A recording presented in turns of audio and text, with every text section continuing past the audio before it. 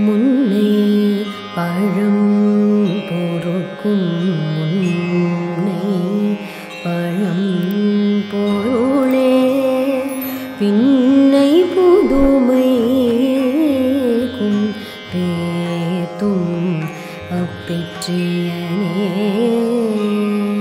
உன்னை பிரானாக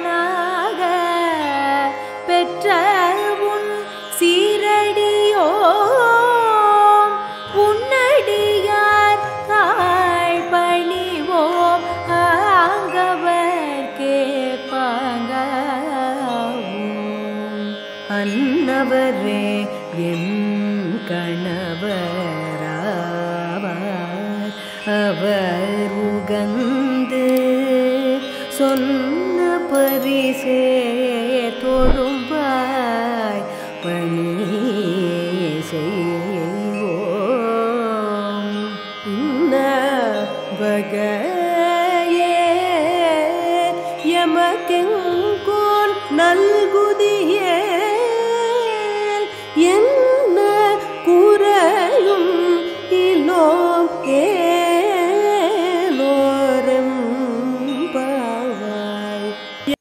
ఈ 9వ కృతి యొక్క భావము అంతరార్థము ఇప్పుడు తెలుసుకుందాము.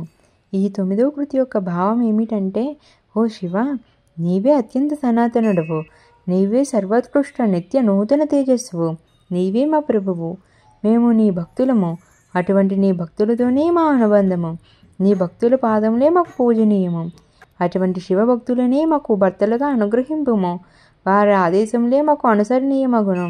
ఓ మహాశివ, ఈ ఒక్క వరము విని మేము వేరేదేమో కోరుకోము అని వారందరూ ప్రార్థించేది.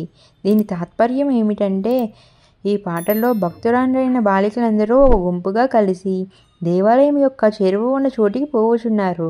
నడిచిపోవచున్న దారి అంతయు మహాశివుని ప్రార్థించే పాటలు పాడుకొనుచూ వెళ్ళుచున్నారు. తమకు మంచి భర్తలు లభించవాలని ప్రార్థించుచున్నారు. మహాశివ, నీవే అందరికన్నా ప్రాచీనుడవు, నీవే నూతన తేజస్సువు. అంటే మహాశివుడు కాలాతీతుడు, శాశ్వతుడు అని భావము. నీవే మా ప్రభువు, మేమందరము నీ భక్తులము, మేము నీ భక్తుల పాదములను పూజించి ఉంచుదుము, అటు నీ భక్తులనే మేము అనుబంధం పెంచుకుని అటు భక్తులనే మాకు భర్తలుగా దయచేయమని కోరుకుంటున్నాము. అప్పుడు వారి ఆదేశానుసారం ప్రవర్తించదుము. ఓ ప్రభు, ఈ మా కోరికను నీవు మన్నించినచో ఆపై ఇక మాకు ఏ కోరికలు ఉండవు సుమా అని పాడుకొనుచున్నారు. ఇంకా మరెన్నో ఇలాంటి కృతుల యొక్క భావాలు తెలుసుకోవడం కోసం మా ఛానల్ని సబ్స్క్రైబ్ చేసుకోవాలి.